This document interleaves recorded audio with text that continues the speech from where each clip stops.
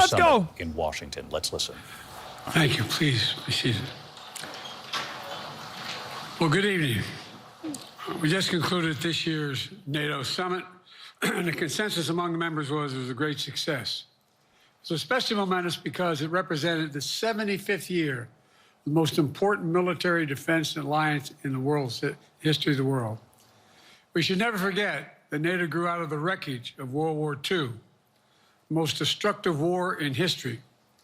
The idea was to create an alliance of free and democratic nations that would commit themselves to a compact of collective defense. Standing together, they knew we'd all be safer. An attack on one would be treated as an attack on all. And it's worked because a would-be aggressor knows if they attack one of us, they'll be attacked by all of us. Sending that message is the best way to deter aggression and prevent wars in the first place. For those who thought NATO's time had passed, they got a rude awakening when Putin invaded Ukraine. Some of the oldest and deepest fears in Europe roared back to life because once again, a murderous madman was on the march.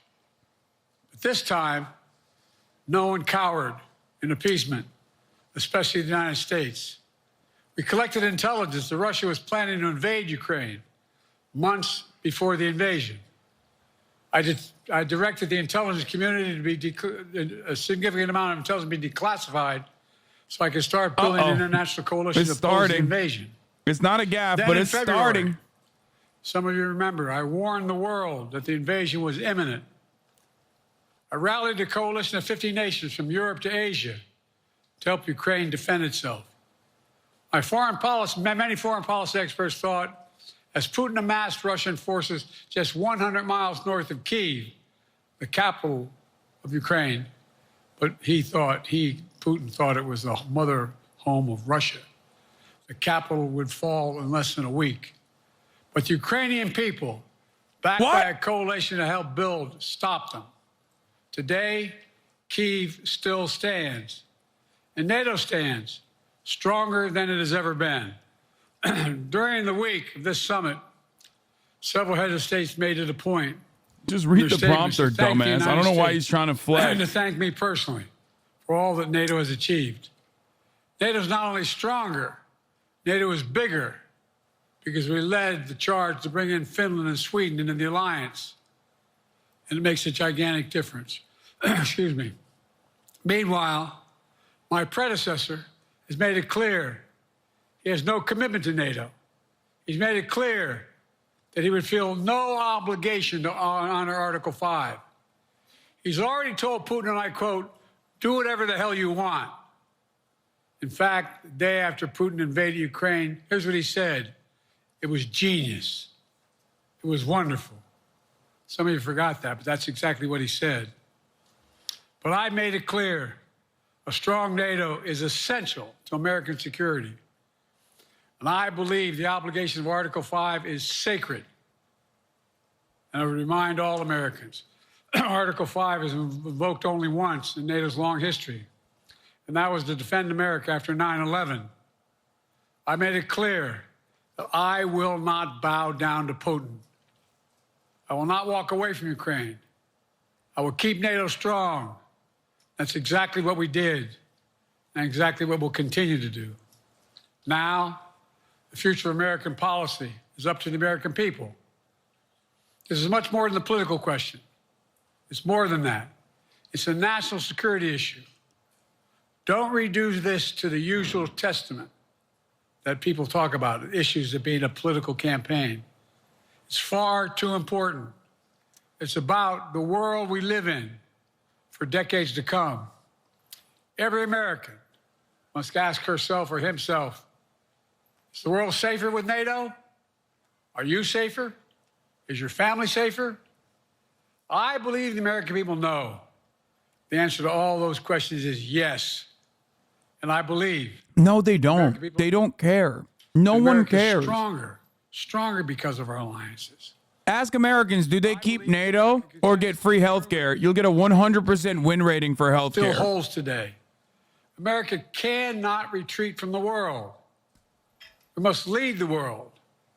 We're an indispensable nation, as Madeleine Albright wrote. Now let me turn to 3 other key issues. Just this morning, we had a great economic report showing inflation is down. Overall prices fell last month. Core inflation is the lowest it's been in 3 years. Prices are falling for cars, appliances, and airfares. Grocery prices have fallen since the start of the year.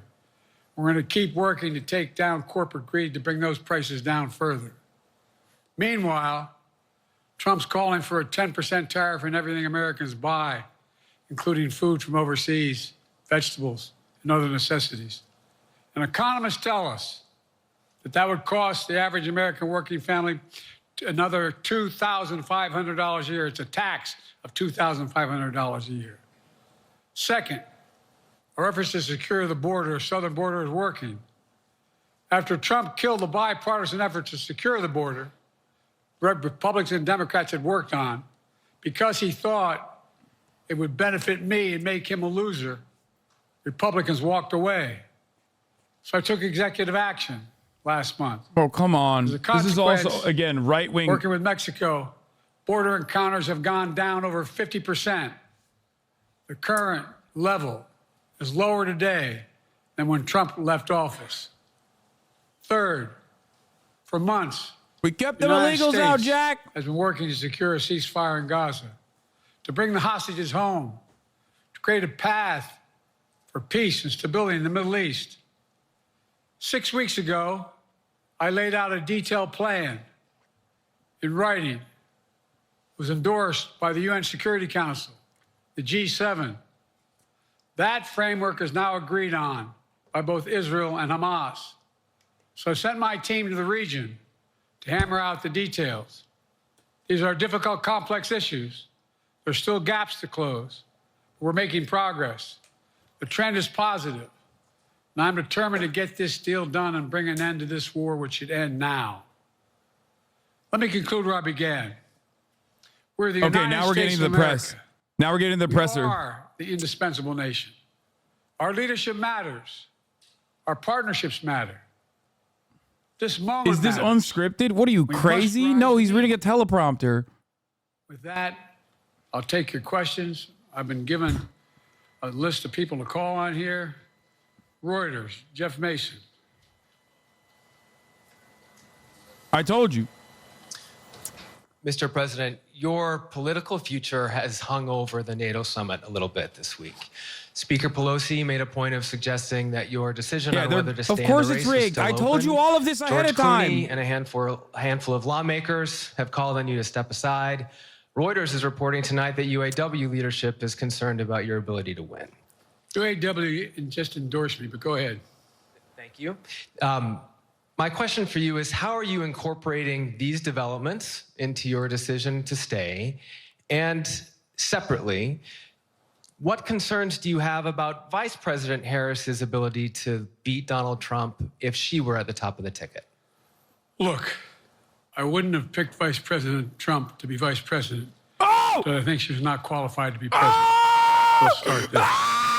Number one. The fact is that are you fucking kidding me? It's the first question. I think I'm the most qualified person to run for president. How? I beat him once, and I will beat him again. Secondly, the idea, I served in the Senate a long time. The idea that senators and congressmen running for office worry about the ticket is not unusual. And I might add, there are at least 5 presidents running or incumbent presidents who had lower numbers than I have now, later in the campaign. So there's a long way to go in this campaign. And so I'm just going to keep moving. And because, look, I got more work to do. We've got more work to finish. There's so much, we've made so much progress. Think about it. Think about where we are economically relative to the rest of the world. Name me a world leader who wouldn't want to trade places with our economy. We've created over 800,000 manufacturing jobs, 1.5 million jobs. I mean, so things are moving. We got more to go. He skipped Working class again. people still need help. Corporate greed is still at large.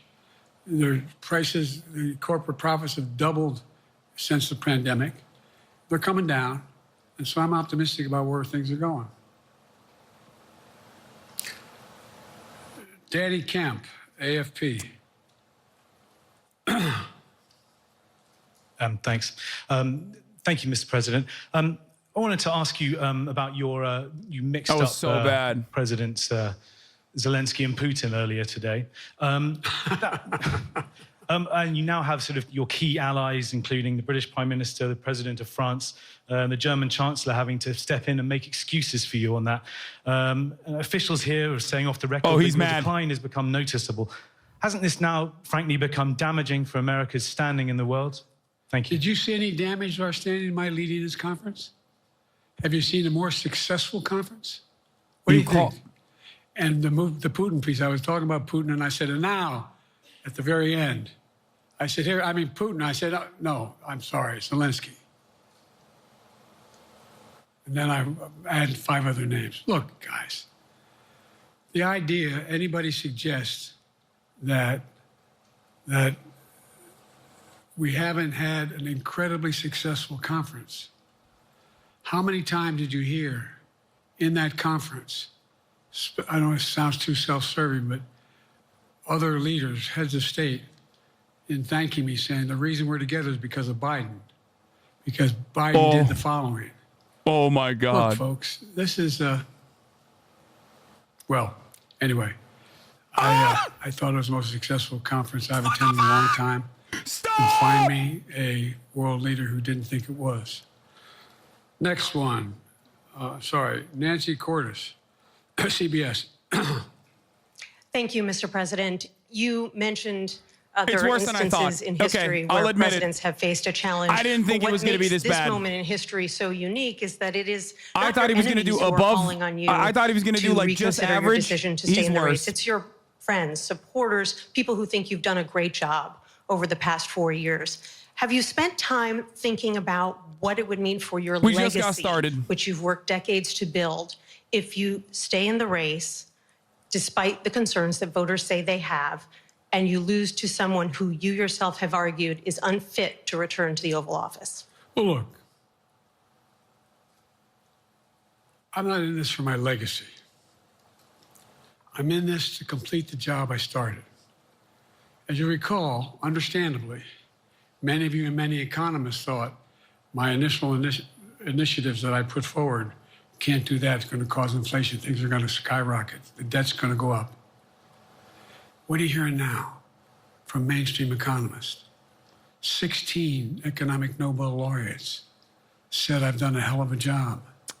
And under my plans so far and what's going to happen in the future if I'm reelected, the things our economy is growing. I was determined when I got elected to stop the trickle-down economic theory, that if the wealthy did very well, everybody else would do well. My dad was a well-read, decent guy. I don't remember much trickling down on his kitchen table. Middle-class people and working-class people need help. And so what happened is I decided to was able to implement as president what I believed when I was a senator. And that is that the way to build this economy is from the middle out and the bottom up. That way, Bro, he's we grow the resorting back to economy. talking points. The Like he wealthy doesn't still know do how to very answer well. questions, so he's just They do like fine. riffing. He And just guess what? they gave him talking points that he's like memorized that he's just Mainstream saying. economists have said we haven't done well. What have we not done that isn't working right now? And so we got more to do, though. We got to finish the job. And by the way, I come from the corporate state of the world. Delaware has more corporations registered in Delaware than every other state in the nation combined. I'm not anti-corporate, but corporate profits have doubled since the pandemic. Doubled. It's time things get back in order a little bit. The question is It's asked time, too, though. For example, if I'm reelected, we're going to make sure that rents are kept at 5% increase of corporate rents for apartments and the like and homes are limited to 5%. We're going to make a lot of changes that I've been talking about because we're going to continue to grow this economy. And by the way, I know, remember how I got so roundly criticized for being so pro-union? Not labor, union. Well, guess what? I've been the most pro-union labor president in history. Not a joke. And guess what? We had the Treasury Department do a study. When unions do better, everybody does better. Everybody does better. This is the worst part And we about his talk about rhetoric, how, for example, because like that he when is I went- actually remember when pro-labor we talked union about getting the compared to computer chip everyone industry back else. in the United States? And I hate that he is Used to the be worst 40% of the vessel industry. We to invented carry the on this chip. message. 40% of the industry is in the United States. And He's former literally presidents decided tarnishing- that the best way to do it is find the cheapest labor in the world, send the product over there, and import what the product was. And so what did I do? I hate I was told that not he to is go the over guy. to Europe. I mean, to Asia, including Europe, but Asia. And I remember going to South Korea, convincing them to invest $20 billion in the United States to build computer chip factories. And I asked why when they finally decided to do it. And the answer was, Bro, is he because going you to have the filibuster safest and then economy in the only world. end up answering 3 You know, best questions? workers in the world. So the whole idea here is we've invested, there's over $50 billion in investment in computer chip manufacturing just coming into being. None of you thought that would happen. None of you thought that would happen. But it's happening. It's happening. And it's going to grow economies all through. And by the way, red states and blue states. Matter of fact, there's as much in red states as blue states. I've made no distinction. So my generic point is that the idea that we can't continue to build and grow the economy, make it fairer. And like I said, from my standpoint, when the middle class does well, that's when the whole economy grows. The poor have a shot, the wealthy do well. But the wealthy got to start paying their taxes. As a follow-up, sir, you mentioned that your Vice President Kamala Harris would be ready to serve on day one. Can you elaborate on that? What is it about her attributes and her accomplishments over the last 4 years that make her ready to serve on day one if necessary? First of all, the way she's handled the issue of freedom of women's bodies to have control over their bodies. Secondly, her ability to handle almost any issue on the board. This was a hell of a prosecutor. She was a first-rate person, and in the Senate, she was really good. I wouldn't have picked her unless I thought she was qualified to be president. From the very beginning, I made no bones about that. She is qualified to be president. That's why I picked her. Felicia Schwartz, Financial Times. Thank you, Mr. President. The presidency is the most straining job in the world, and it's 24/7. How can you say you'll be up for that next year, in 2 years, in 4 years, given the limits you've acknowledged that you have today?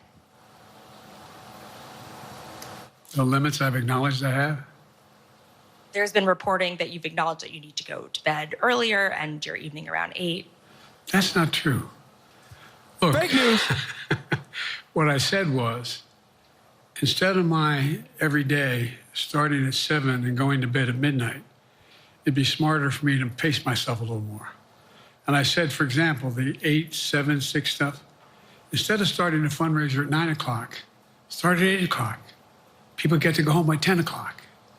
That's what I'm talking about. I'm not talking about, and if you looked at my schedule since I made that stupid mistake in the campaign, in the debate, I mean, my schedule has been full bore. Oh, that's not good. I've done, where's Trump been? Riding around in his golf cart, filling out his scorecard before he hits the ball? I mean, look, he's done virtually nothing. And I don't know how many, don't hold me to it, roughly 20 major events. Someone with thousands of people showing up. And so I just think it's better. I always have an inclination, whether I was playing sports or doing politics, just to keep going, not stop. I just got to just pace myself a little more. Pace myself. And the next debate, I'm not going to be traveling into 15 time zones a week before. Anyway, that's what it was about. That's what it was about. And by the way, even with that, I love my staff, but they add things all the time. Oh, he's shitting on the leakers, I'm the catching hell from staffers. my wife for that. Anyway, Oh, he I'm forgot. sorry, Zeke Miller, Associated Press. Thank you, Mr. President. Two questions for you. First, on the NATO summit, President Zelensky, in your meeting with him, he pressed you to lift your limitations on the Ukrainian use of American weapons, saying that, in his public remarks afterwards, saying that Ukraine cannot win the war unless those limitations are lifted. Are you reconsidering your position on that? And then secondly, following up on Felicia's question there, leaders of your own party have said that they're not worried about that debate. They're worried about the next bad night and the bad night after that. How can you reassure the American people that you are up to the task and that there won't be more bad nights at a debate stage or somewhere else? First thing about Zelensky asking for the ability to strike deep into Russia. We've allowed Zelensky to use American weapons in the near term, in the near or abroad, into Russia. Whether or not he should be attacked. For example, should Zelensky, he's not. If he had the capacity to strike Moscow, strike the Kremlin, would that make sense? It wouldn't. The question is, what's the best use of the weaponry he has, the weaponry we're getting to him? I've gotten a more long-range capacity, as well as defensive capacity. And so our military is where I'm following the advice of my commander-in-chief, the chief of staff of the military, as well as the Secretary of Defense and our intelligence people. Jill Biden, commander-in-chief, he admitted it. They shouldn't go, how far they should go in. That's a logical thing to do. Second question related to Bad nights, sir. How can you reassure the American people that you won't have more bad nights, whether they be on a debate stage or it's a matter of foreign policy? He's going to say, watch me. Well, I tell you what, the best way to assure them is the way I assure myself. And that is, am I getting the job done?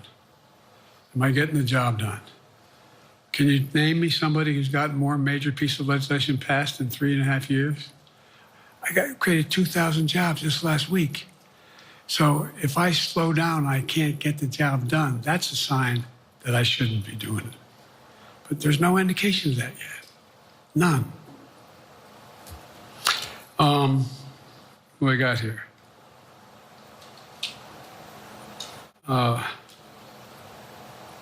Merrick, Pulaski Radio. Thank you, Mr. President. How are you? I'm well. That was the question. Elections in the US Next have question. consequences around the world. You have pretty high standing in Europe. I just asked President Macron notice how every fucking question is glaze-edge. to have him as the President of the United States. But there is a concern. Every question starts with a glaze-edge. Many people in Poland and across Europe are worried that the former president may win the election. And there's a lot It of concern starts out with a glaze-edge, that and then they ask a question. Donald Trump Pre-prepared. may weaken NATO, stop supporting Ukraine, or push Ukraine to give up territories to Russia. They're correct. And yourself was warning just 2 minutes ago about it. So my question is, do you think that Europe will be left on its own if Donald Trump wins the election? And what's your advice to European leaders to prepare for possible US disengagement? Well, look, I think, how can I say this without sounding too self-serving? I'm not having any of my European allies come up to me and say, Joe, don't run. What I hear them say is, you've got to win. You can't let this guy come forward. It'd be a disaster. It'd be a disaster.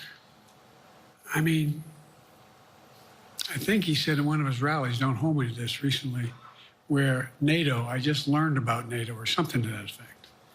Foreign policy has never been his strong point. And he seems Came for the copium, thought for a single second he might drop out. That Why would worries, I as be just sad tell you, about that? Poland, that worries Europe. That worries Poland. And nobody, including the people of Poland, think that if he wins in Ukraine, he's going to stop in Ukraine, that that's going to be the end of it. And so what I can say is, I think I'm the best qualified person to do the job, to make sure that Ukraine does not fall, that Ukraine succeeds, that the European alliance stays strong. You may recall, no one was talking about Finland joining NATO.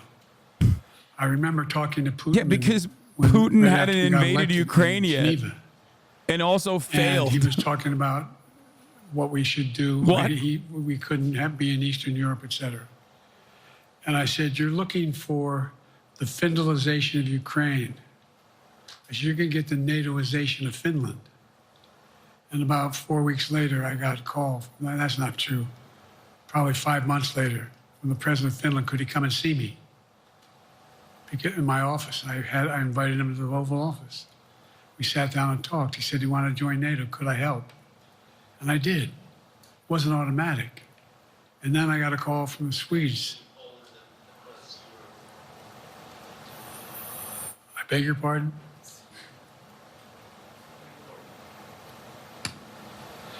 And so Wait, what the Finland fuck? joined NATO. 800-mile border is a significant, and they're already allies, but they weren't part of NATO. And you heard, I think you heard, maybe, I can't recall what he said, a public in our... No, they took the in a mic closed away meeting, but he wouldn't from the mind being reporter. repeated.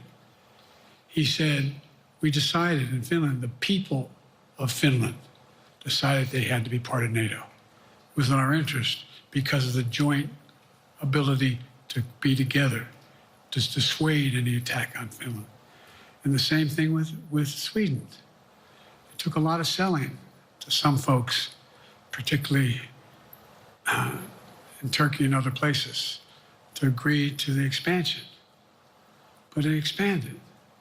And we're a hell of a lot stronger because of it. We're more secure because of it. And by the way, I was able to get 50 other nations, 50, to support Ukraine. 50. We were able to bring about a coalition of Europe and Asia. No, they took away the Japan mic and of South someone Korea. else's, like someone in the I just audience. met we talked Someone about asked him an AUKUS. additional We question. talked I'm about mad that we can't relationship hear it. between Australia, New Zealand, Japan, South Korea, the United States. We're making the world safer and stronger because we have to deal with the new arrangement that exists in the world. The Cold War is over. The post-war era is over. What is going to replace it? And I respectfully suggest I have a pretty good idea what that should be. I've convinced a lot of people to follow it. We're just going to get stronger. David Sanger. Where's it? Thank you, Mr. President. Be nice, David. Mr. President, the NATO declaration that was issued yesterday was very notable because it described China as a decisive enabler of the war in Ukraine for its provision of critical goods here to we the go. Russians. That's part of a broader partnership that seems to have cemented in place in the past 2 or 3 years. I think one that you were a little bit doubtful of when we asked you about it some time ago. So I'd be interested to know whether you have a strategy now of trying to interrupt the partnership between China and Russia, and whether or not in a second term you would pursue that, if you could describe that strategy to us.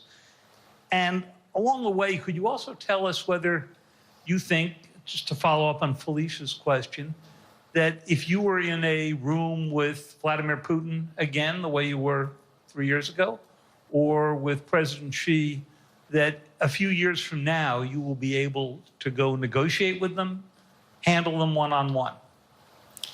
Well, the first part of the question is, we discussed and I raised in the NATO summit, and others raised, the future of China's involvement, what they're going to do.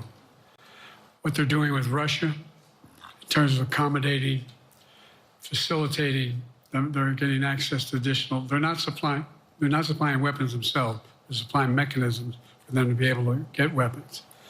And China's position is basically, and I've spent more time with Xi Jinping than any world leader has, over 90 hours since being vice president all the way through, for real. And by the way, I handed all my notes. But my point is that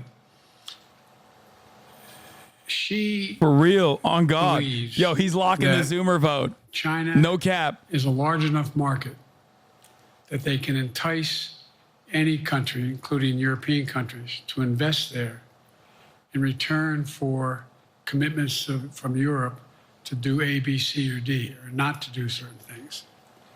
What's happened is we had a long discussion about what we have to make clear. China has to understand that if they are supplying Russia with information and capacity, along with working with North Korea and others to help Russia in armament, that they're not going to benefit economically as a consequence of that by getting the kind of investment they're looking for. And so, for example, we're in a situation where, and we've reestablished direct contact with China after that, remember the balloon, quote unquote, going down, and all of a sudden things came to an end? Well, we set up a new mechanism. There's a direct line between Xi and me, and our military has direct access to one another, and they contact one another when we have problems. The issue is that we have to make sure that Xi understands there's a price to pay for undercutting both the Pacific Basin as well as Europe, and as it relates to Russia and dealing with Ukraine. And so for example, if you want to invest in China, as you know this area really well. If you want to invest in China, you have to have a 51% Chinese owner. You have to make sure that you do by their rules. And you don't have the authority, and you have to. That was some huge provide all vindication for you on the access to all balloon the thing. data You and said it was the information case and you have. just proved it. Yeah. There was a while there, as you recall, the last administration and other administrations, where the access to that market was enticing enough to get companies to come in because they had access to over 1 billion people in a market, not 1 billion, but a lot of people in the market. And so they were doing it. But that got curtailed when we started saying we're going to play by the same rules. He's being a big boy. For example, on parts that it doesn't idea matter. they don't And he abide already by fucked up in the beginning. So international everyone is rules going to relating to hyper-focus on Vice subsidizing President Trump. products by the government funding. So guess what? They're not going to be able to export their electric vehicles to the United States without a significant tariff. Others are doing the same thing around the world. But it is a concern. It is a concern that you have Great job, both Joe. China, North Korea, Russia, Iran, countries that are not necessarily coordinated in the past, looking to figure out how they can have impact. Yeah, he did that too, by the way. Yes, I do, but I'm not prepared to talk about the detail of it in public. And I think you'll see that some of our European friends are going to be curtailing their investment in Russia. In China, as long as China continues to have this indirect help to Russia in terms of being able to help their economy as well as help them in, as a consequence of that, their ability to fight in Ukraine. The other thing that we talked a lot about is that, and I raised it, and I didn't hear any. I can't swear that everyone agreed because not everyone got to talk about it, but we need a new industrial policy in the West. For example, we talked about how both the EU as well as NATO has to be able to begin to build their own munition capacity, has to be able to generate their own capacity to provide for weapons and the ability to it came as a surprise to some of us how we had fallen behind in the West in terms of the ability to construct new material, new weaponry, new. Stop hedging against Biden doing well. He's old as fuck. I mean, he's not. It's not like the most disastrous conference. Weapon systems. And so one of the things that came out of this was we're going to be meeting again with a number of my colleagues, my European colleagues, is what do we do to increase the capacity of broadly the West, particularly in Europe and Japan. It's not good, but to be able nobody to was generate expecting it to be kind good. of ability to produce their own weapon systems, not just for themselves, but to be able to generate that. It's the same. New York Times already running. That's what Russia's trying to figure out. That they went to China, and they didn't get the weapons, but then they went to North Korea. But we're going to be in a position where the West is going to become the industrial base for it to be able to the ability to have all the defensive weapons that we need. That Do was the the reporters discussion. realize nobody cares about NATO news? Well, this is in the heels of a NATO 75-year anniversary. This is his To favorite go subject. deal with Putin and Xi 2 or 3 years from now. I'm ready to deal with them now and 3 years from now. Look,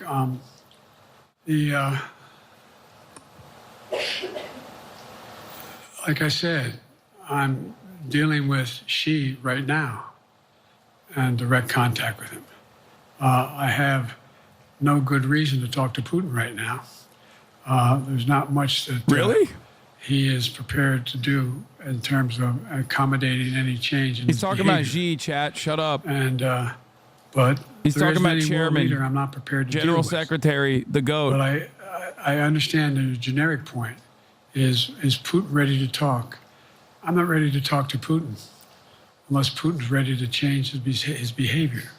And the idea, look, Putin's got a problem. First of all, in this war that he is supposedly have won, and by the way, I think there's really good reason to talk to Putin, for the I record. think that Russia had 17.3% of Ukraine that they've conquered. Now it's 17.4. I mean, in terms of percentage of territory. They've not been very successful. They've caused horrible damage, loss of life, but they've also lost over 350,000 troops, military, killed or wounded. They have over 1 million people, particularly young people with technical capability, leaving Russia because they see no future there. He They've said got a China problem. doesn't supply weapons. But He what they said do China have doesn't supply control weapons of is directly, they are very which is good true. at controlling They do help, though. and running the public outcry that relates to how they use mechanisms to communicate. They give with people. technology. They lie like hell to the constituencies. They lie like hell about what's going on. And so the idea that we're going to be able to fundamentally change Russia in the near term is not likely. But one thing for certain, if we allow Russia to succeed in Ukraine, they're not stopping in Ukraine. I recommend, I know you know this because you've written about it, read Putin's speech after they moved in, what it was all about in Kyiv. It wasn't about just, anyway, read what his objective is. And anyway, but so I think that I'm prepared to talk to any leader who wants to talk, including if Putin called me and wanted to talk. Last time I talked to Putin was trying to get him to work on an arms control agreement related to nuclear weapons in space. That didn't go very far. So my point is, I'm prepared to talk to anybody, but I don't see any inclination. There is an inclination on the part of the Chinese to keep in contact with me because they're not sure where this all goes. And look what's happened in Asia. We have strengthened the Asian Pacific area more than anybody else has. We just put together with, today I brought on, I asked our NATO allies that we bring on the group from the South Pacific, Australia, New Zealand, Japan, Australia. I already mentioned Australia. And I met twice now, I think, with the 14 leaders of the Pacific Island nations. And we've slowed down what's going on there. We've slowed down China's reach. But there's a lot of work to do. This is a moving target. And I don't hate take it everything lightly. he's saying right now, but right now everyone is only hyper focusing on Some like from NPR. the way he's saying it. So that's like the major point of contention right now. But I Thank you, will Mr. address President. all of the Asma fucking Khalid with ridiculous NPR. nonsense that he's I have chirping two about in terms of questions. foreign Earlier, policy. You spoke about the ceasefire plan between Israel and Hamas. We're now looking at 10 months of war. And I'm curious if there's anything that you feel personally you wish you would have done differently over the course of the war. And then secondly, if I may, I wanted to ask you about your presidential campaign. I remember covering your campaign in 2020, and there was a moment where you referred to yourself as a, quote, bridge candidacy, a transition to a younger generation of leaders. I want to understand what changed. Two things. Let's go back to when you talked about would I have changed anything that's happening with Israel and the Palestinians and the Palestinian movement. The answer is, as you recall, from the very beginning, I went to Israel, but I also got immediate contact with al-Sisi in Egypt. I met with the President of King Mexico. of Jordan. I met with most of the Arab leaders to try to get a consensus going as to what had to be done to deal with getting more aid and food and medicine into the Gaza Strip. And we pushed it really hard. And Israel occasionally was less than cooperative, number one. The Israeli war cabinet, you think? I've been dealing with Israel since Golda Meir. Some of the reporters around here come me all the time and heard me say this. The first time I met with Golda Meir, I sat across from her at her desk, and her assistant was Rabin sitting next to me. That's how far back I go. I know Israel well, and I support Israel. He was alive But when Israel wasn't. This war cabinet is one of the most conservative war cabinets in the history of Israel. And there's no ultimate answer other than a two-state solution here. And so what was able to be done in terms of the plan I put together was it would be a process for a two-state solution. And we get the Arab nations to, particularly from Egypt all the way to Saudi Arabia, to be in a position where they would cooperate in the transition so that they could keep the peace in Gaza without Israeli forces staying in Gaza. The question has been from the beginning, what's the day after in Gaza? And the day after in Gaza has to be, the end of the day after has to be no occupation by Israel on the Gaza Strip, as well as the ability for us to get in and out as rapidly as you can, all that's needed there. I've been disappointed that some of the things that I've put forward have not succeeded as well, like the port we attached from Cyprus. I was hopeful that would be more successful. That was a massive failure. That's why when I Harder went than the to top of the Israel hour ad break is. immediately after the massacres that occurred. Get those Twitch at Primes hands ready, of folks. Hamas, that I 3-minute thing ad I break coming said now. to the Israelis, and I met with the war cabinet and with Bibi, don't make the same mistake. I wanted to wait America until made this was over. after bin Laden. There's no need to occupy anywhere. Go after the people who did the job. You may recall, I still get criticized for it, but I was totally opposed to the occupation. You need to subscribe. and We don't want to see the unite ads. Afghanistan. Once we got bin Laden, we should have moved on, because it was not no one's ever going to unite that country. I've been over every inch of that, not every inch, the entirety from the poppy fields all the way to the north. I said, don't make the same mistake we made. Don't think that's what you should be doing, is doubling down. We'll help you find the bad guys, Sinwar and company. And all this criticism about I wouldn't provide when the weapons they needed. I'm not providing them 2,000-pound bombs.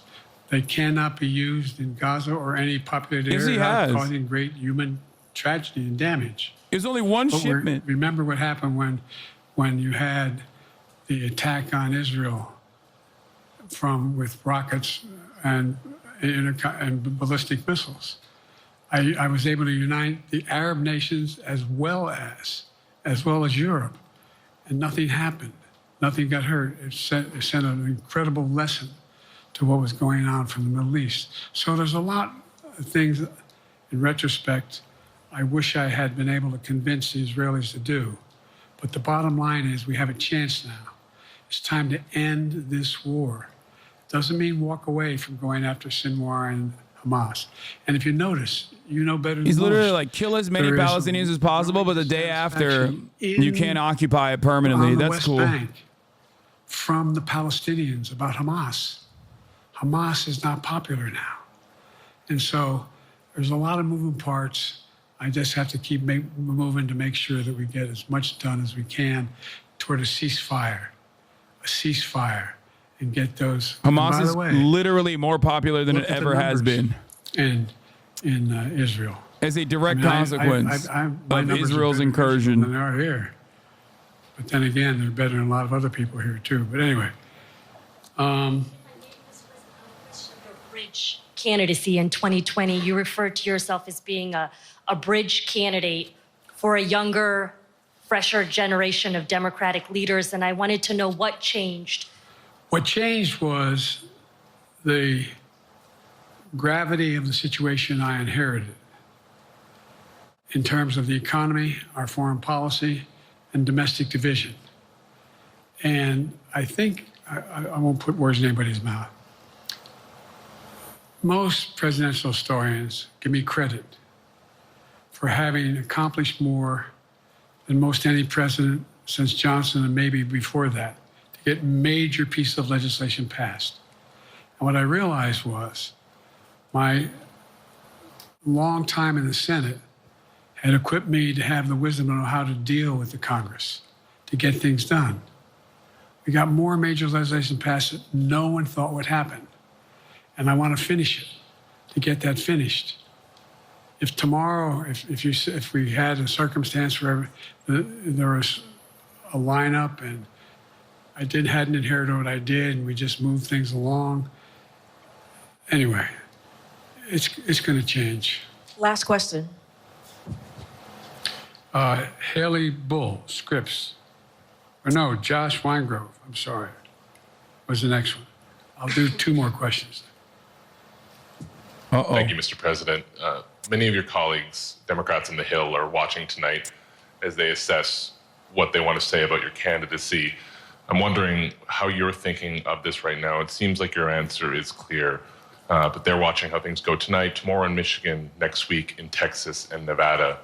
Are you thinking that way about how the next week or 2 goes would inform your... Am I using that way, you said? Are you thinking that way about how the next 2 weeks go? Will that affect your decision, or are you fully determined on running in November as the party's nominee? I'm determined on running, but I think it's important that I allay fears by let them see me out there.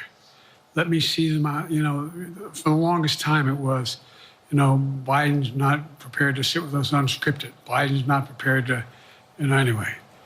And so what I'm doing is, and I've been doing, I think we've done over 20 major events from Wisconsin to North Carolina to, to demonstrate that I'm going out in the areas where we think we can win, where we can persuade He's like All Might. people He's to move losing our power. way, or people are already there. His cycle is look, done. The other thing is, we have the most extensive campaign organization of anybody's had in a long, long time. We have well over 1,000 volunteers knocking on doors, making phone calls, making tens of thousands of phone calls. We have headquarters. I forget exactly how many. I don't want to cite a number and then find out I'm off. But we have scores of headquarters in all the toss-up states. We're organized. We're moving, and that's awful hard to replace in the near term. And here's the other thing. I was in the Senate a long time. Very proud of what I've done in the Senate. I was chairman of the Foreign Relations Committee for a long time, and I was chairman or ranking member and chairman of the Judiciary Committee. I'm going to be going down to the Johnson Library. Anyway, I'm going to be going around making the case of the things that I think we have to finish and how we can't afford to lose what we've done or backslide on civil rights, civil liberties, women's rights. There's that little button we have. Control guns, not girls. I mean, the idea, we're sitting around, this is where Kamala's so good as well. We're sitting around, more children are killed by a bullet than any other cause of death. What? The United States of America. What the hell are we doing? What are we doing? We got a candidate saying, promise the NRA, don't worry, I'm not going to do anything. I'm not going to do anything. He woke We got up. a Supreme Court that is what you might call the most conservative court in American history. This is ridiculous. There's so much we can do still. And I'm determined to get it done. It's about freedom. And by the way, I'll end this. Well, I'm not going to do that. Haley has to come up too. But I remember I made a speech on democracy in Philadelphia at Independence Hall. And I'm not being critical, just observing. The bulk of the press, what the hell is he talking about that for? Democracy. You did. Democracy's not an issue. Democracy's not an issue. Except the polling data showed 60% of the people knew I was right, thought I was right. I'm not asking you a question. You don't have to answer, obviously. But do you think our democracy is under siege based on this court? Do you think democracy is under siege based on Project 2025? Do you think he means what he says when he says he's going to do away with the civil service, eliminate the Department of Education, make sure, we've never been here before. And that's the other reason why you say, hand off to another generation. No, that's why you have to hand off, dumbass. That's the whole point. I've got to finish this job. Because That's literally the reason. At stake. By the way, You've had some discussions over the past few days with your press secretary about the question of health exams. And you said you take a cognitive test every day in this job. Are you open to taking another physical or test before the election? Governor Whitmer of Michigan, for instance, said it wouldn't hurt to take a test. Well, look, two things. One, I've taken 3 significant and intense neurological exams by a neurologist. In each case, as recently as February. And they say I'm in good shape, okay? Although I do have a little problem with my left foot because it's not as sensitive because I broke my foot and didn't wear the boot. But I'm good. I'm tested every single day about my neurological capacity, the decisions I make every day. You talk to my staff, all of you talk to my staff. Sometimes my staff talks a lot. But the fact of the matter is, I don't think you have them telling you that all the major ideas we've undertaken haven't been in part initiated by me. I remember when the staff and I said, I'm going to go to South Korea. We're going to get the chip. What are you doing? I'm going to get Japan and Korea back together again after essentially having hostilities toward one another since the end of World War II. I'm going to move and see that we can expand. The only thing age does is help you with it. Creates a little bit of wisdom if you pay attention. And so the point I'm making is, I think it's important that if the neurologist tells me he thinks I need another exam, and by the way, I've laid every bit of the record out. Hadn't hidden a thing. You ought to ask Trump for his. He's slowed down so much since the beginning. I laid it all out. And every single day, I'm surrounded by good docs. One glaringly obvious difference is when he's answering questions versus when he was reading the teleprompter. I know that the media will point that difference out. No one's suggesting that to me now. And I'll ask you another question. No matter what I did, no one's going to be satisfied. Did you have 7 docs? Did you have 2? Who'd you have? Did you do this? How many times did you? So I am not opposed if my doctors tell me I should have another neurological exam, I'll do it. But that's where I am. Haley Bull, Scripps. Thank you, Mr. President. You said you're making decisions on a day-to-day basis when it comes to support for Ukraine. Does that mean you have not closed the door on further considering lifting restrictions for U.S.-made weapons inside Russia? And if I may, your convention is coming up where your delegates are pledged to make you the official nominee. If they have second thoughts, are they free to vote their conscience? Obviously, they're free to do whatever they want, but I get overwhelming support overwhelming support. I won, I forget how many votes I won in the primary. Overwhelming. And so tomorrow, if all of a sudden I show up at the convention, everybody says, we want somebody else, that's the democratic process. It's not going to happen. Oh, I hate that. They vote for someone else? Sure. Look, I'll end this with this. I served in the Senate a long time. I understand the impetus of candidates running for local office and whether they think the topic they can help them or not. In my state of Delaware, which was a very, at least it was a red state when I started, in terms of where you now talk red and blue. I don't recall most of the Democratic presidents winning my state when I was a candidate. The truth of the matter is, I understand the self-interest of a candidate. It's the narrative If that they think always that, cast me aside. Running with Biden at the top is going to hurt them. It's just too And they're going to run narcissistic. away. I get it. But so far, I got the Don Jr. tweet, and I got the Ben Shapiro tweet too. In their states. Look at the in-depth, and by the way, I think you'd all acknowledge, and you're all experts. I'm not being solicitous about the president. You're experts on this stuff.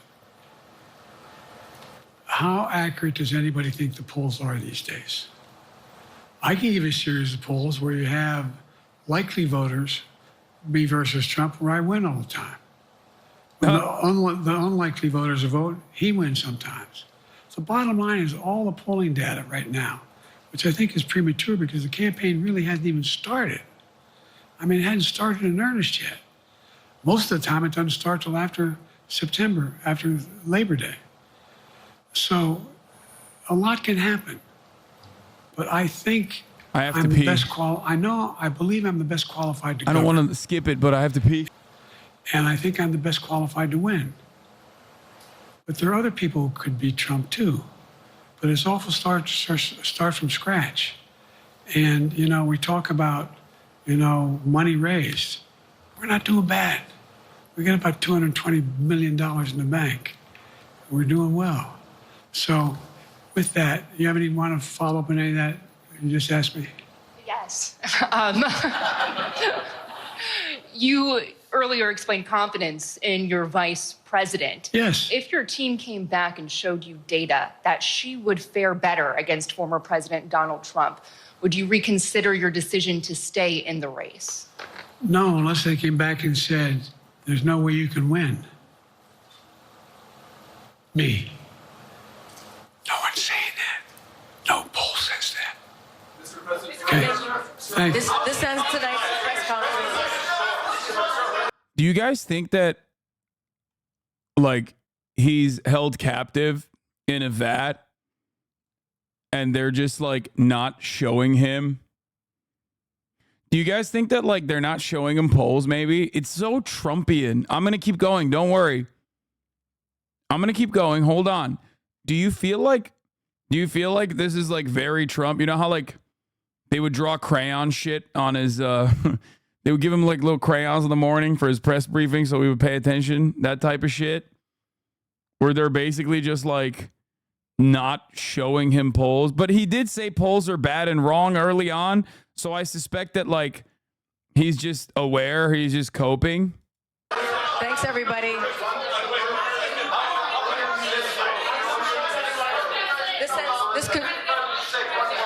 This concludes. respectfully, earlier you misspoke in your opening answer. You referred to Vice President Harris as Vice President Trump. Right now, Donald Trump is using that to mock your age and your memory. How do you combat that criticism from tonight? Listen to him. This concludes tonight's press conference. Thank you, everybody. Thanks, everyone. I mean, they are listening to him. That's bad. Okay. Is that Andy Cohen? No, it does look like Andy Cohen. Okay, so a couple thoughts right off the jump. I said he was going to do average, like good enough, and there were definitely some big flubs, but ultimately I think he did good enough, okay? So what do I mean by this? There's long periods. He filibustered a lot. This is not a super contentious. Just listen to my words before you hit me with the copium. Okay? Ben Shapiro had this tweet where he said he started off rough and he's still having rough patches, but this is good enough to keep him in the race, which is terrible news for Democrats and excellent news for Trump. Now, I don't think that is enough for the Democrats to not come out with their statements. Okay? But it will cause enough of the holdouts to refrain from saying something. Okay? I still think that a lot of the Democrats are going to start popping off. Representative Jim Himes of D. Connecticut, ranking member of the House Intelligence Committee, asked Joe Biden to step aside. This is from 1 minute ago. So, the last second whisper. The last second whisper is bad. Obviously, he had really impactful moments within this presser that everyone is going to pay attention to, so he's fucked anyway. Okay? He was fucked before he did this presser, and he's still fucked after this presser.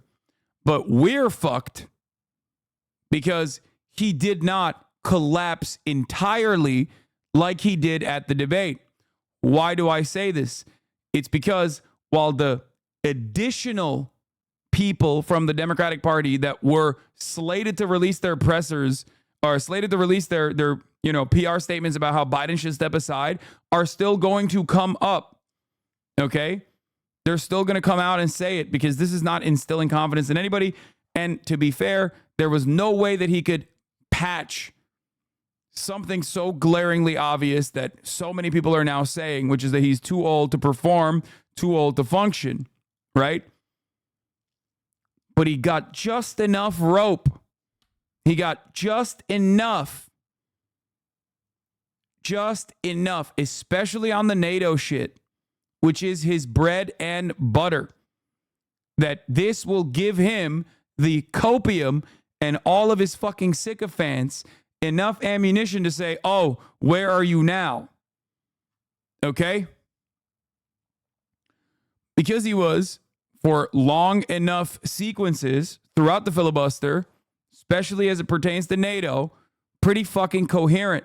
However, there are a couple things that you have to pay attention to. I said 2 things to pay attention to with Biden's big boy presser. He slowed down significantly over the course of the past hour. Okay? He has a time limit to how long he can perform. Number 2, the difference in pace, tone, and coherence between reading the prompter in the beginning versus off-the-cuff answers is massive. You put that side by side, and people will still understand the exact same point. Now, also, obviously, the Vice President Trump moment is going to be the most significant flub here that everyone is going to hyper-focus on. He said, okay, wait, Biden was asked, David Dayen had a good take on this. He said, Biden was asked what changed on him being a bridge to the next generation. He says, what changed was what he inherited. He spent his entire news conference saying that the economy's great, border crossings down, crime down, inflation down. Why isn't it a good time? Obviously, it's because he's selfish. Earlier today, he called Zelensky Putin. And then he very quickly followed that up with, on the first answer to the question, he called his own vice president Trump. That's not only just embarrassing, but that is exactly what people are going to focus on. Do you understand? It's the worst of both situations. If he had actually, well, I guess the other situation would be that he just had a banger session and then liberals would be on copium mode and liberals would be like riding with Biden super hard.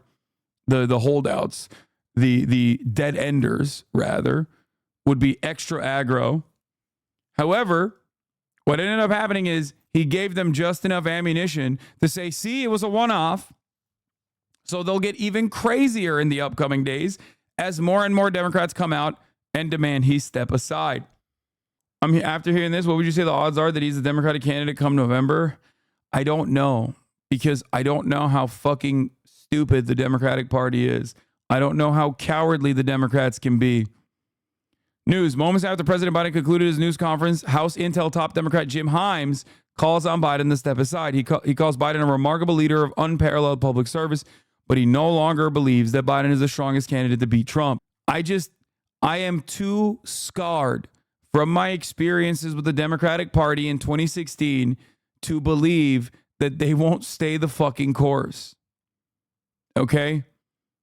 It brings me no pleasure to report this to you, but I have seen the depravity and the feckless cowardice from the Democratic Party before. And guess what? That was Hillary Clinton. She was actually technically, polls were cucked or whatever, but she was still beating Donald Trump in the polls at least. So I do not know how far that, I don't know how unimaginably cucked the Democrats can get. Okay? I don't know. So I can't give you a adequate prediction that you want. But yes, of course, MSDNC is saying he knew the facts. He's with it. He's coherent. Because they're doing cope qualified mode. To beat him. There are other Democrats who could beat him too. And as you said, the reason I would get out is if the data told me, the data showed that I was not going to be able to beat him. Well, no data will ever show that definitively, but him acknowledging that it's not only him who could beat Trump is an important sort of message from the reality-based world. Yes, there has been a picture of him in this kind of bunker with his staff and a kind of mutually assured destruction, right? We're like, it's me or we're all going down together. Burn the boats is the sort of cliche I was thinking about, which is like there's no retreat, right? That was not his position tonight. He clearly intends on staying in the race, believes he is the best person to be president and to beat Trump, but did not offer the kinds of categorical dismissals of Kamala Harris or other efforts against him that I thought were possible and seemed to be present in the reporting as well. I should note that Jim Himes, who's the ranking member on intelligence, has come out with a statement saying he still believes the president needs to step down as the nominee for the Democratic Party. And I think one of the things we'll see in the fallout of this is it's almost impossible, I think, at this point, short of a pretty amicable way to tie this together is actually this, which saves face for the Democratic Party and doesn't call into question like the 25th Amendment, which is skeptical congressional Dems saying Biden proved to them in this press conference that he can be president, but not necessarily that he can win. Two separate things, one told me. Does that make sense? So this way, the entirety of the Democratic Party is not being called into question as accomplices that knew how Biden's mental faculties had deteriorated to a degree where he can't fucking win the presidency and he can't even be the president. But ultimately, he performed, especially as it pertains to foreign policy, in the expected way. He did. And I think you guys don't see that because you're obviously focusing on the things that everyone else is seeing. The average person is not going to look at this situation and have their takeaway be, oh man, Biden is so good. No one is saying that. But those in positions of power, those in the media, for example, are going to talk about the flubs, but they will also give him good marks on his NATO talking points. Because he did do that. He performed as well as expected when it comes down to American foreign policy. Obviously, every single American and every single person globally is going to be like, President fucking Putin? What the fuck? Vice President Trump? What the fuck? Oh, the other side of this conversation for the average person is that the takeaway from this is that he's a malignant narcissist that is sowing chaos and disorder in the Democratic Party, which was, ironically, the strongest positions the Democrats had against Trump and the Republicans, especially among moderate voters press conference had and independents. On June 27th. He will not be able to make up that gap by being fucking an expert on NATO. Okay?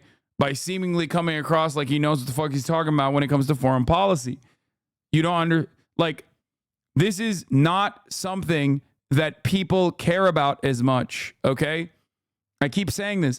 This is the worst community to say this in because obviously you guys are fucking dialed into all of American foreign policy to a degree that is a detriment when you're analyzing the fucking election. So you think inside of your own bubble that everyone cares as much as I do, whether it be the NAFO Andes, the Ukrainian flag in the bio Andes, or vice versa, right? But ultimately, I do not believe that the average American cares about foreign policy all that much. Okay? This is reflected in the polls even when it comes to Gaza. Now, obviously, key demographics care about Gaza in key states, and that's a totally separate issue. But as far as we're talking about like strengthening NATO allegiances and whatnot, that is not going to put you across the finish line. Okay? It's not. Americans care about the money in their pockets, care about how everything is expensive, which he made some decent statements about as well. But ultimately, they care about the flubs because they think Biden is too old and too incompetent, which he gave enough ammo for the media cycle to continue on that front. So ultimately, it wasn't such a spectacular defeat for him that like even Biden has to resign in disgrace from the presidential race. Here's the greatest indication. Don Jr. over on Rumble is praising Biden's performance, saying he's doing okay, and he could stay in if he wanted to. He's not too bad. This lines up with the narrative that the Trump campaign wants Biden to stay in because it has a strategy to beat him, but not Kamala Harris. I haven't listened to you in over a year.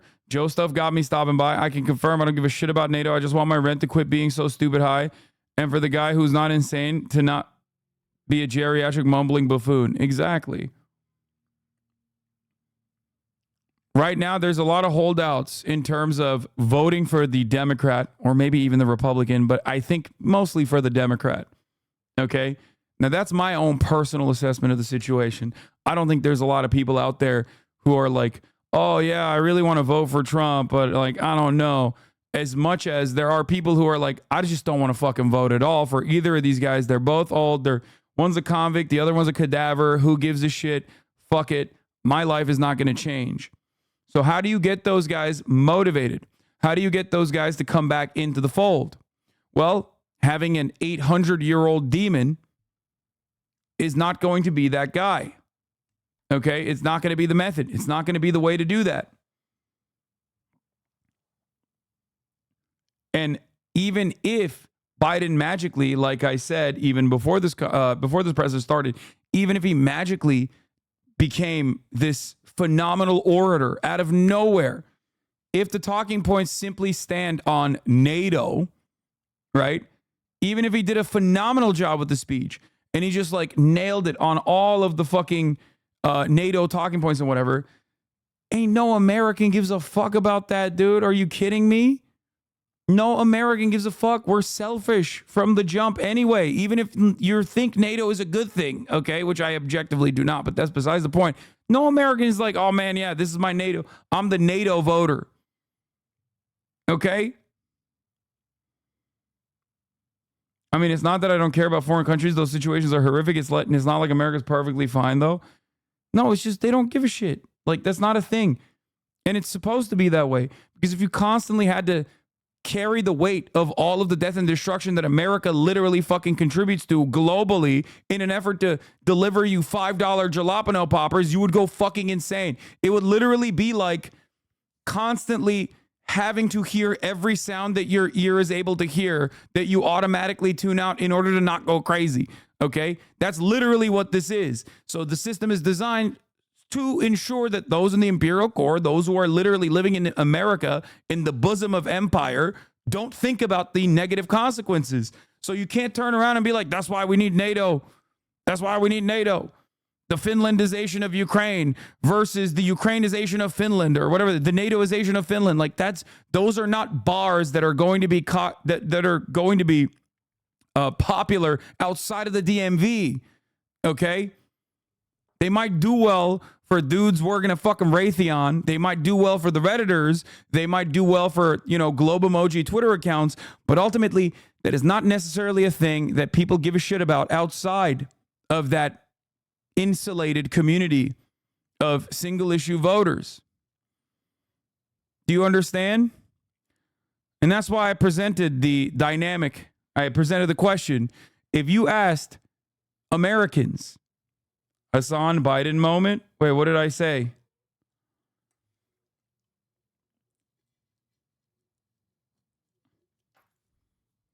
What are you guys? Is it because you don't know what DMV is, dumbasses? DMV? No, it's DC, Maryland, Virginia. I'm using the proper terminology. You guys are just unaware. Okay. Anyway.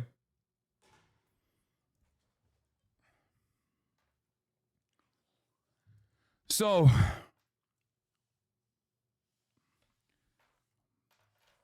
yeah, Beltway lingo is right. Anyway, whatever. Listen.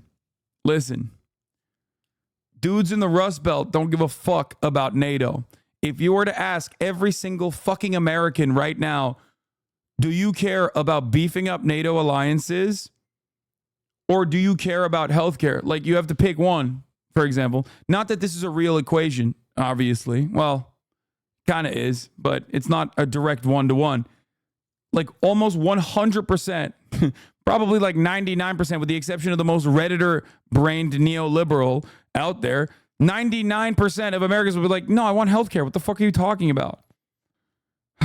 Ultimately, his best points are on an issue that is otherwise not helpful for his reelection chances, and everything else, as far as his performance goes, was not good enough. And I don't even think that there is a performance that is good enough for Biden to dig himself out of the polling hell that he has found himself in.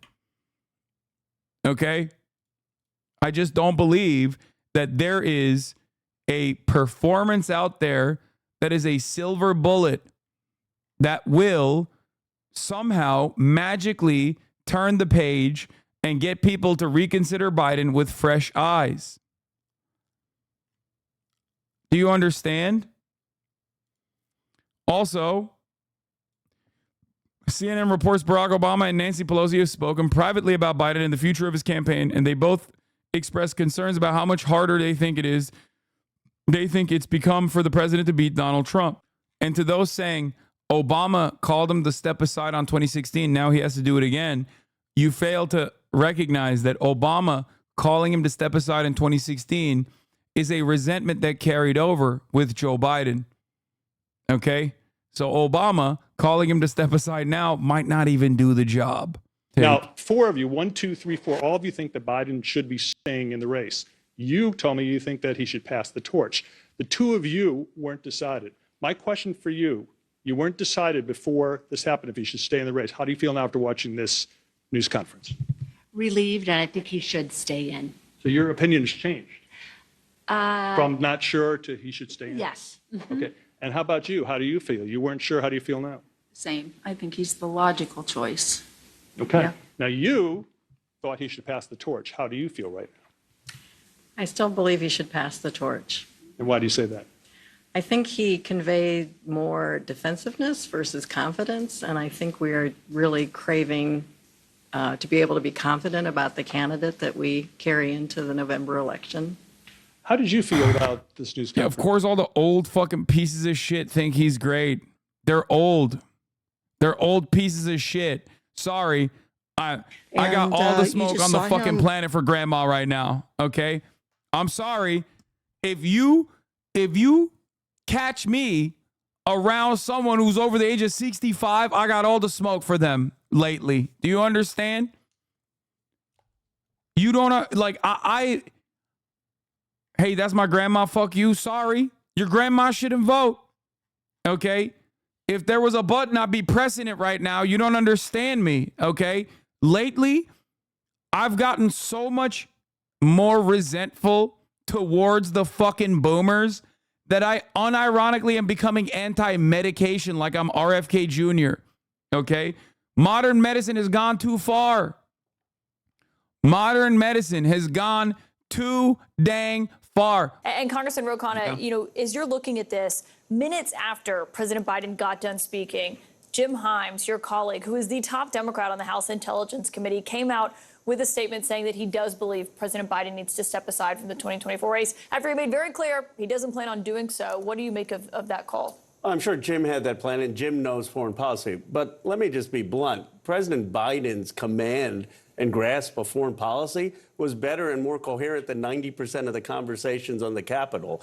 And so in this case, he was in his comfort zone. In this case, he was talking about things that he really knew. And I agree with David Axelrod that they put him in a very good position to talk about foreign policy. Ro Khanna about to say the most unhinged shit you've ever heard. You're going to be like, what? Situation coming out of it where, yes, there was the moment at the beginning where he said Vice President Trump instead of Vice President Harris, but he did have lengthy. Many are saying Ro Khanna is the most indecipherable politician in America. Israel. And by many, I mean me. I'm saying that. Test that you could see what you wanted to see. Caitlin, you stole my answer. I was going to say Rorschach test, but I'll use confirmation bias. I would just correct one thing the Congress said. Ro Khanna be like proletarian rise up one day, and then the next day he's like, we need to do a value-added tax specifically for the working poor. To David's point, yes, the president did give an inch tonight on if they came to him and said, you can't win. But I think what that really means is, sir, if the election were tomorrow, you would lose. Now, thankfully for Joe Biden, the election is not tomorrow. So the question is, can you recover from what happened? Whatever you want to call it, doesn't matter. Can you recover? And Joe Biden believes he can. I don't know that he's right or wrong, but he's the president and he's the nominee. I have all the faith in the world in Vice President Harris. If God forbid something happened and she became the president in the way the Constitution meant, I feel very, very comfortable. Thank God that has not been the case. But right now, it just seems there's a little bit of freneticism. And also to David's point about how tonight didn't change anything. You know what?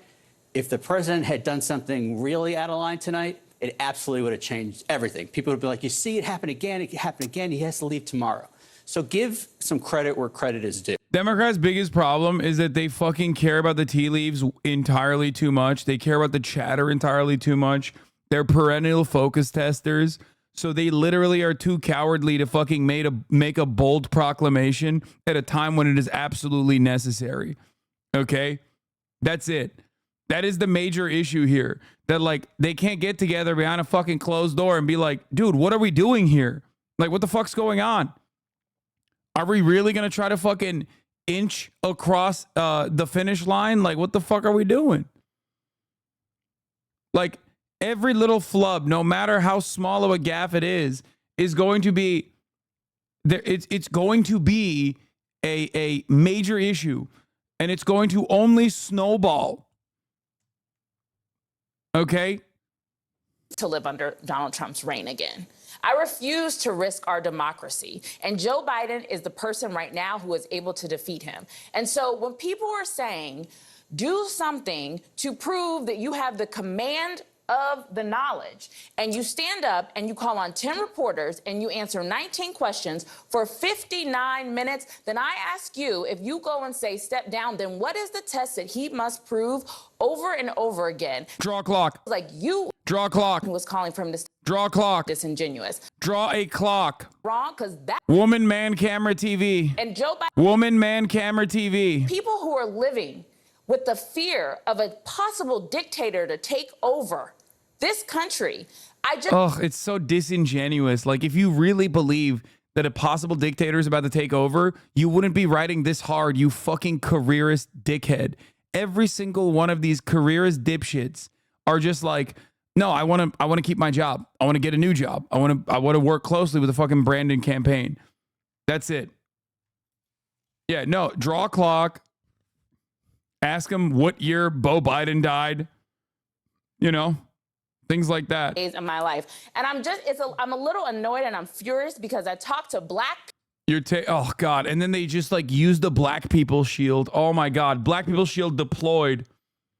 Oh, hello. Time again. And black people are saying, let it go, folks. I don't, dude. This conversation makes me want to fucking claw my eyeballs out. It's like Joe Biden's not black, okay? We got to stop acting like he is. What's going on here? Like, black people are the most important Democratic Party voting bloc. Yes, this is true. But across the board, like using black people as a shield to be like, no, we have to get this 800-year-old demon who literally said in an interview with a black broadcaster last week, he has so many blacks. He has the most blacks in his administration, more than every other fucking president combined. Joe Biden's numbers were not good going into that debate. They were, not good. Like the idea that this is like what the black people want. The black people want Joe Biden is so stupid. Majority of black people also don't think that Joe Biden should be the candidate. The majority, okay? They poll black people. The majority of black people think Joe Biden should not be the president. An overwhelming majority of black people think, time and time again, throughout polls, that Joe Biden is too old to be president, okay? That's number one. Number two, his fucking replacement is black. His replacement is a black woman. So the idea that like, oh man, you got to listen to black voices, sweetie, doesn't fucking work here. Joe Biden is not black. Kamala Harris is. So what the fuck are we talking about? They have one fucking speed. Every goddamn Democratic flack has one fucking speed, dude. Always and forever. This is the candidate that black people want. Yeah, black people want him really bad. Oh, here's another fucking insane thing. The first lady from Politico, the first lady has expressed fear that bowing out would make the Atlanta debate a defining image of her husband's presidency, an outcome she finds unacceptable.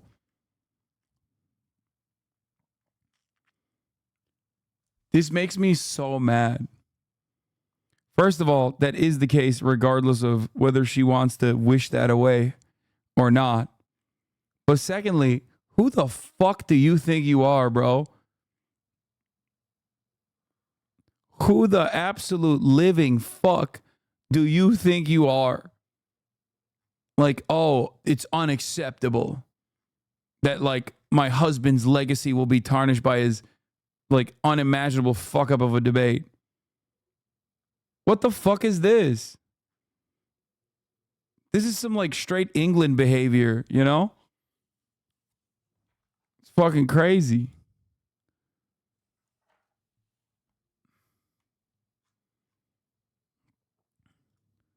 Like, I don't care about the personal feelings. I don't care about the personal feelings of stupid ass Democratic Party members takeaway from this news conference and like administration leaders. Like I don't care. Like what the fuck are you talking about? And I don't think Americans care either.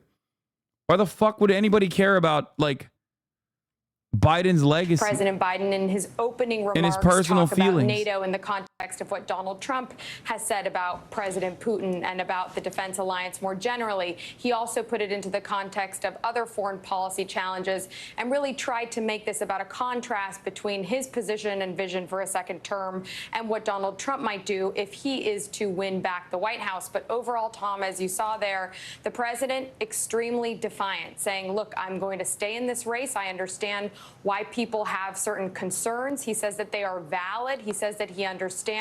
He even conceded that if his neurologist suggested that he should have another extensive examination like the one he did earlier this year, that he would do that, which is something that stood out as well, given all the questions about his age and his health right now. Yeah, and we're going to have to wait and see how voters saw his stamina, how they saw his energy, how they saw his cadence, how they heard this speech. He did have one moment there towards the end of the news conference that you mentioned. I want to play for our viewers now in case they missed it. Basically asking what would happen. Do you think Biden could still win at this point? Yes, I do. I do think so. His chances are diminishing every day, but of course, he still has a chance. Like, I don't think it's like, it's not 100% yet. No, that's not copium, guys. Come on. Come on. Oh, people are so ridiculous. That's not the point. The point is that it shouldn't even be a fucking close race. Trump is unimaginably dog shit. Trump is bad. Trump is so fucking bad. He is the worst possible Republican that you could run. So to look at that and go, let's run the worst possible Democrat is insane. I think you could probably convince him to drop out by emailing him, pretending to be Beau Biden from heaven. Connor.